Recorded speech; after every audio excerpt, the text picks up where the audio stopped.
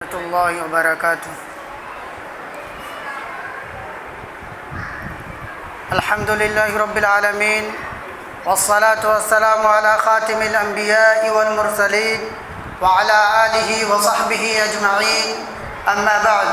قال اللہ تبارک وتعالی فی القرآن المجید والفرقان الحمید، اعوذ باللہ السمیع العلیم من الشیطان الرجیم، إن هذا القرآن يهدي للتي هي أقوم،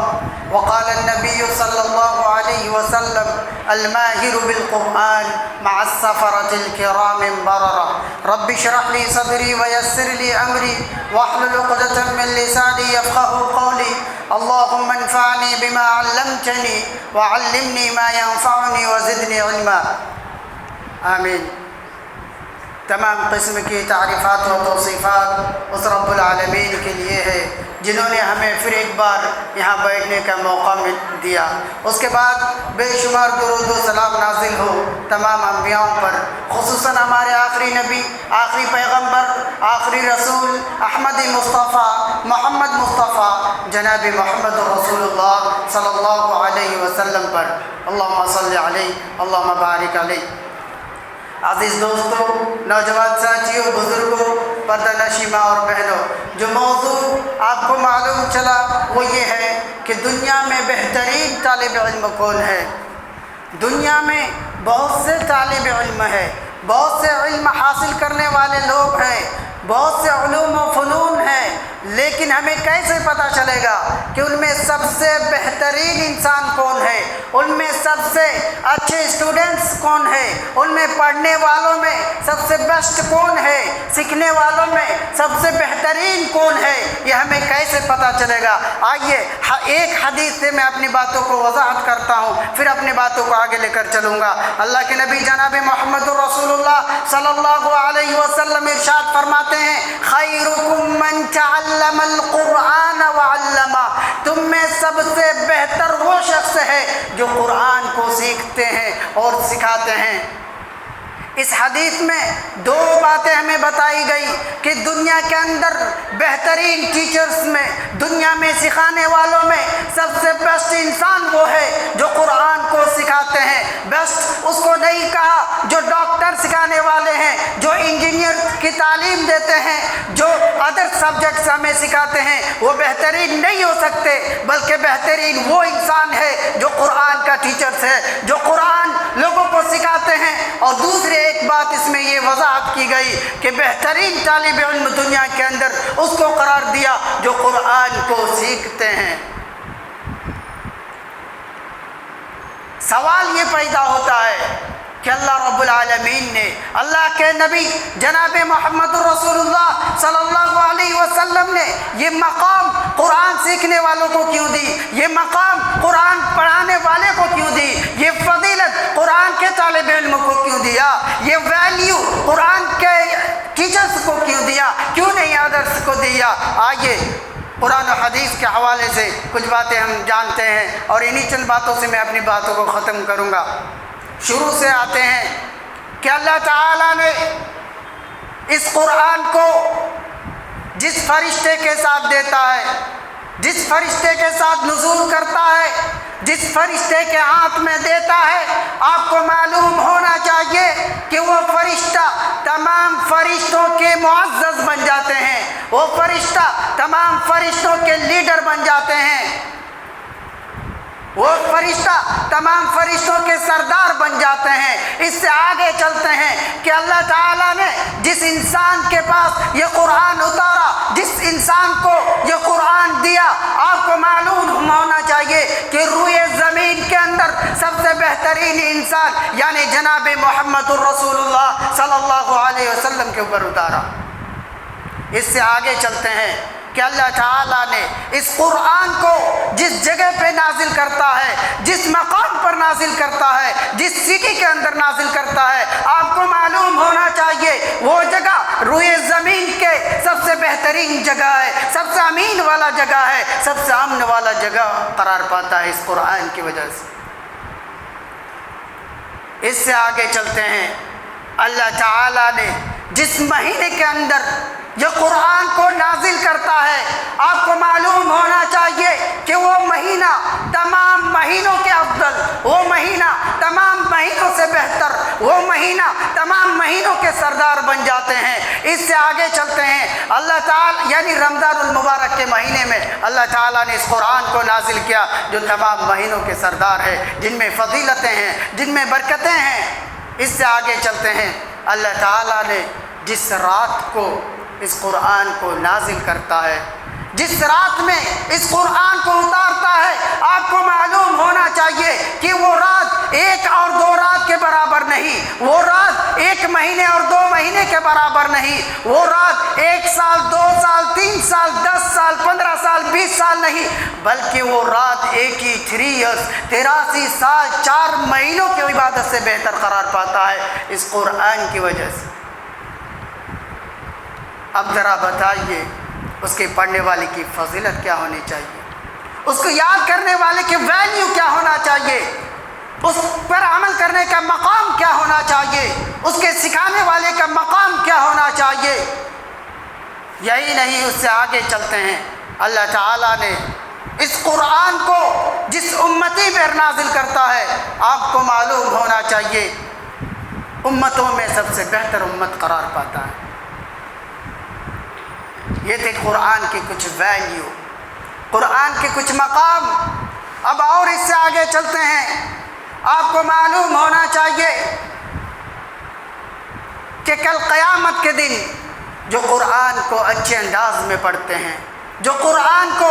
بہتر طریقے سے پڑھتے ہیں، جو قرآن کے ماہر ہیں، جو قرآن کو تجوید کے ساتھ پڑھتے ہیں، جو قرآن کو ترتیل کے ساتھ پڑھتے ہیں، یعنی اچھے ٹیون سے پڑھتے ہیں، اچھے انداز میں پڑھتے ہیں، اللہ کے نبی جناب محمد رسول اللہ صلی اللہ علیہ وسلم ایسے انسان کے بارے میں، ایسے شخص کے بارے میں کہتے ہیں، الماہر بالقرآن مع السفرۃ الکرام بررا۔ کل قیامت کے دن قرآن کے ماہر، قرآن کے اچھے پڑھنے والے، قرآن کے ٹیون سے پڑھنے والے، قرآن کو اچھے انداز میں پڑھنے والے کل معزز فرشتوں کے ساتھ ہوں گے۔ اللہ اکبر، کتنا ویلیو ہے قرآن کو اچھے پڑھنے والوں کے لیے،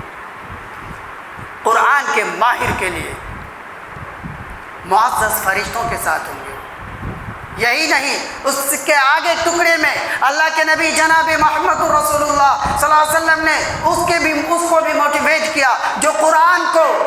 بہت مشکل سے پڑھتے ہیں، قرآن کو اٹک اٹک کے پڑھتے ہیں، قرآن کو پڑھنے کے لیے کوششیں کرتے ہیں، بار بار ٹرائی کرتے ہیں اور پڑھنا نہیں جانتے، بڑی محنت سے، بڑی جد و جہد سے پڑھتے ہیں۔ ایسے انسان کے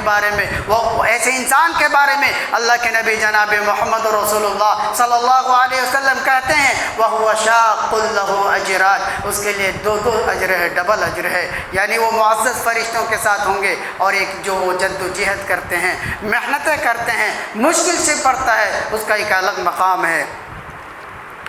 یہی نہیں،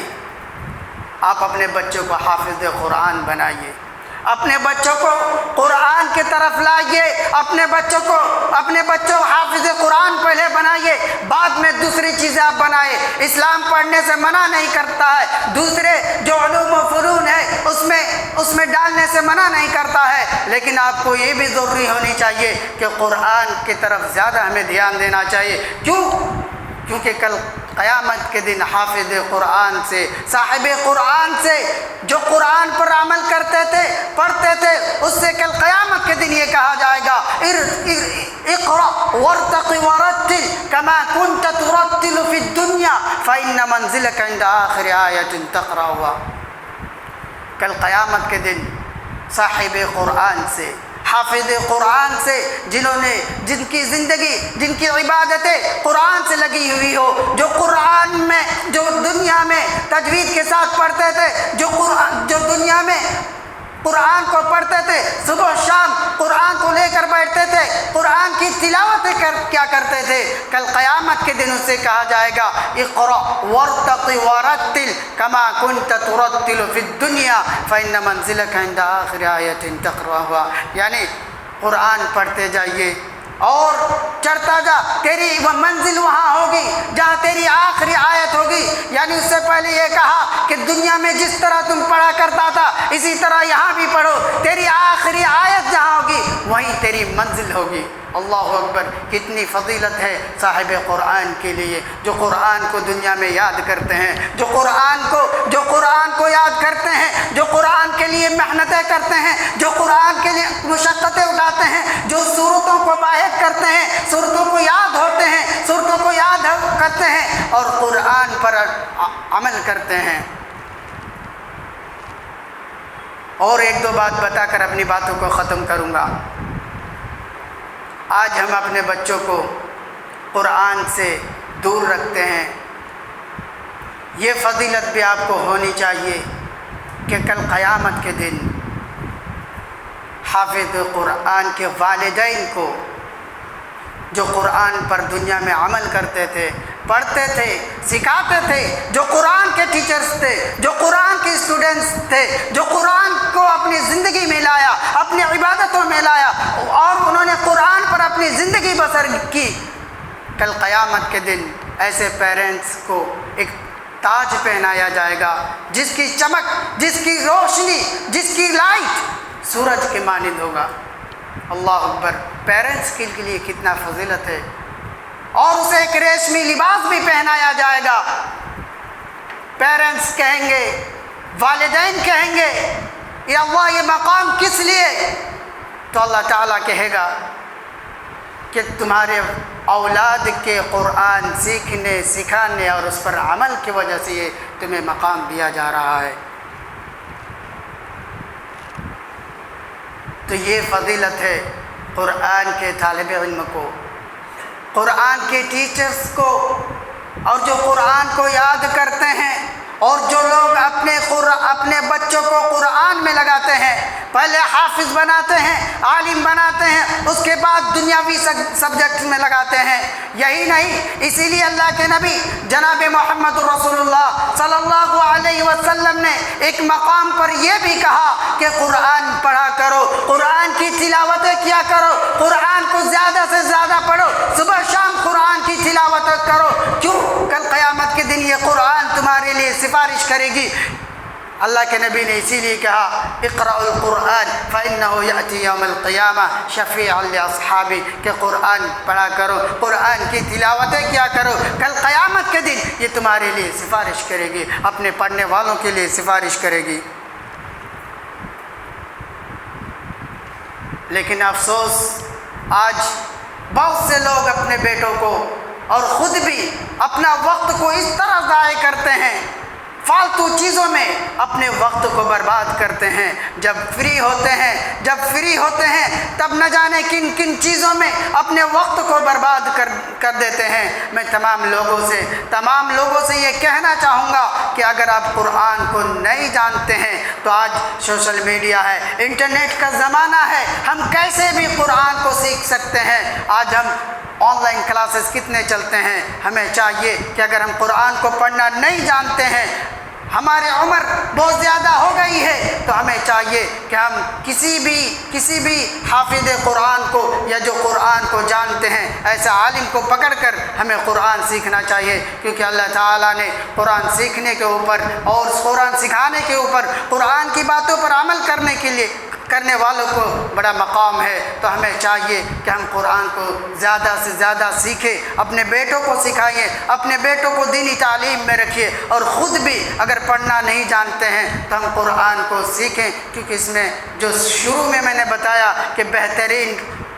اسٹوڈنٹس وہ ہے جو قرآن کو سیکھتے ہیں، اور بہترین اگر کوئی ٹیچرز ہیں تو وہ قرآن کے ٹیچرز ہیں، جو قرآن لوگوں کو سکھاتے ہیں، جو قرآن کی باتوں کو شیئر کرتے ہیں، جو قرآن کے لیے محنتیں کرتے ہیں، جو قرآن پڑھانے کے لیے جد و جہد کرتے ہیں، وہ بہترین ٹیچرز ہیں دنیا کے اندر۔ انہی چند باتوں سے اپنی تقریر کو ختم کرتا ہوں۔ اللہ رب العزت سے دعا گو کہ رب العالمین ہمیں زیادہ سے زیادہ قرآن کو یاد کرنے کی توفیق دے، ہمیں زیادہ سے زیادہ تلاوت کرنے کی توفیق دے، ہمیں جب تک زندہ رکھ صبح شام قرآن پڑھنے کی توفیق دے، اور جب ہمیں وفات دے ایمان کے حالت میں وفات دے، قرآن پڑھتے پڑھتے ہمیں موت دے۔ آمین وآخر دعوانا ان الحمد للہ رب العالمین، والسلام علیکم ورحمۃ اللہ وبرکاتہ۔